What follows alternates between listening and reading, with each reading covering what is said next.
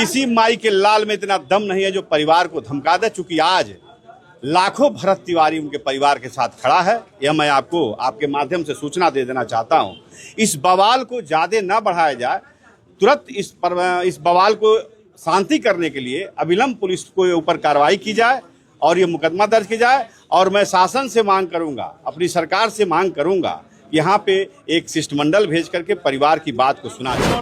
आराम से 72 घंटे बाद भी कोई एफआईआर नहीं, आवेदन परिवार ने दिया है, उल्टा परिवार पे एफआईआर हो गया। देखिए, जिस दिन से मैं इस घटना को देखा हूँ और सुना हूँ, ये सरासर अत्याचार हुआ है, अन्याय हुआ है।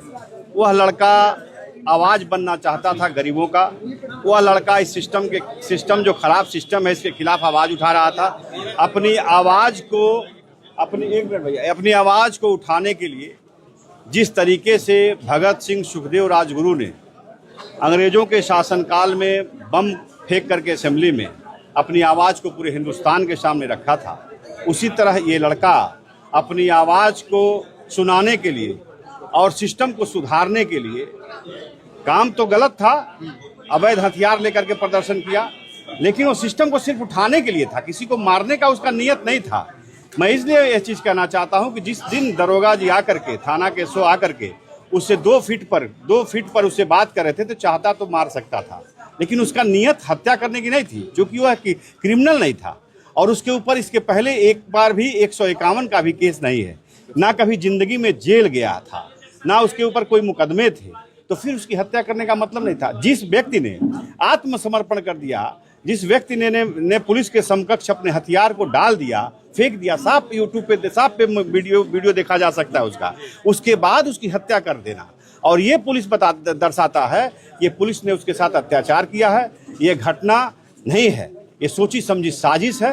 भरत तिवारी आजाद था, आजाद है और आजाद रहेगा। और उसकी जिस तरीके से निर्मम हत्या की गई है, यह एनकाउंटर नहीं है, निर्मम हत्या की गई है, इस पे मैं सरकार से मांग करूंगा कि आवेदन दिया गया है, अविलंब इस पे कार्रवाई हो।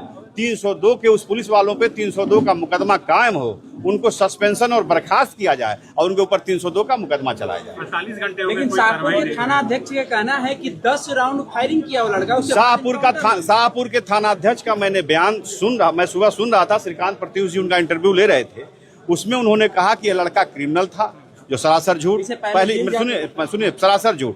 इसके उन्होंने ये भी बात कही कि वो इसके पहले जेल भी जा चुका है, ये भी सरासर झूठ। ये दर्शाता है कि पुलिस कहीं न कहीं इसको सब अपने सिस्टम को बचाना चाहती है, अपने लोगों को बचाना चाहती है।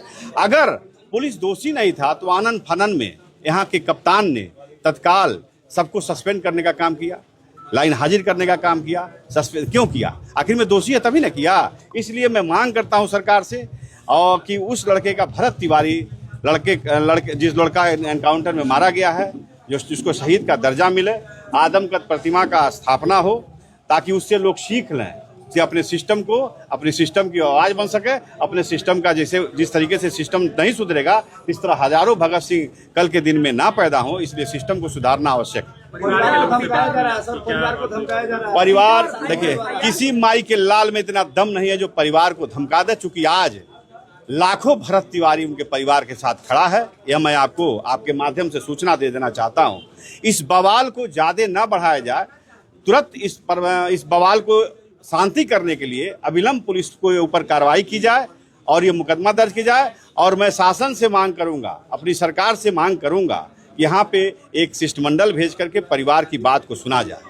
और परिवार की बात अपने लिए कोई परिवार का मांग नहीं है, ये विस्थापित लोग जो जमनिया जो बाढ़ में दह गया है, उसकी बात ये लोग कर रहा है। ये लोग चाहता है कि मेरे बेटे की आत्मा को तभी शांति मिलेगी जो बेटा मेरा गरीबों की आवाज बन करके काम कराना चाहता था, अगर वो काम सारा धरातल पे आ जाए तो मेरे बेटे की आत्मा की शांति मिल जाएगी। यही ये परिवार चाहता है। इस परिवार को नौकरी नहीं डिमांड है, इस परिवार को आर्थिक नहीं जरूरत है, क्योंकि आर्थिक सहायता हमारे जैसे लाखों लोग इस परिवार को देने को तैयार हैं और दे करके हम लोग आगे बढ़ाने का काम करेंगे। जैसे बड़े नेता कह रहे हैं कि पुलिस के हाथ में दही थोड़ी जमा है। जीतन राम मांझी जी क्या बोले मैं तो सुना नहीं। अगर ये बात वो बोलते हैं तो वो सठिया गए हैं।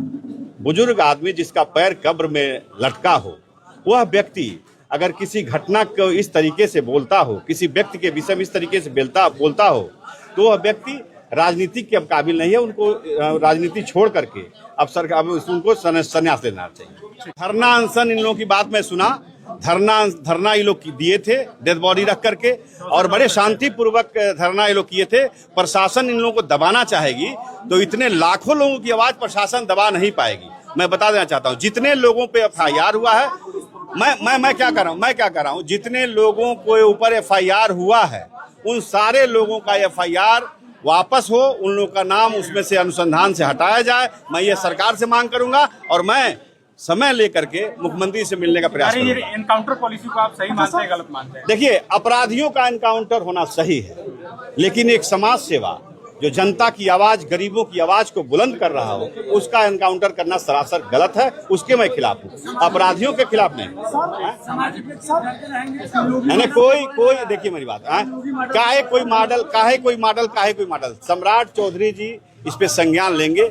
मुझे उम्मीद है सम्राट चौधरी जी से, अगर सम्राट चौधरी जी इस पे निश्चित संज्ञान लेंगे और जो भी पुलिस वाले दोषी हैं उसको दंडित करने का काम करेंगे। आज मैं देखा हूं न्यूज चैनल पे चल रहा था कि सम्राट चौधरी जी ने DGP को तलब किया है, मुख्य सचिव को तलब किया है, गृह सचिव को भी तलब किया है। वो भरत तिवारी के ही मैटर पे उनको तलब किया गया है। आगे देखिए क्या होता है। हम यह बड़े दावे के साथ मैं कहना चाहता हूं कि न्याय मिलेगा और भरत तिवारी की ने जो शहादत दी है उसका बलिदान कुर्बान नहीं जाएगा। यहाँ के लोगों को सबको न्याय मिलेगा और सबके साथ इंसाफ होगा।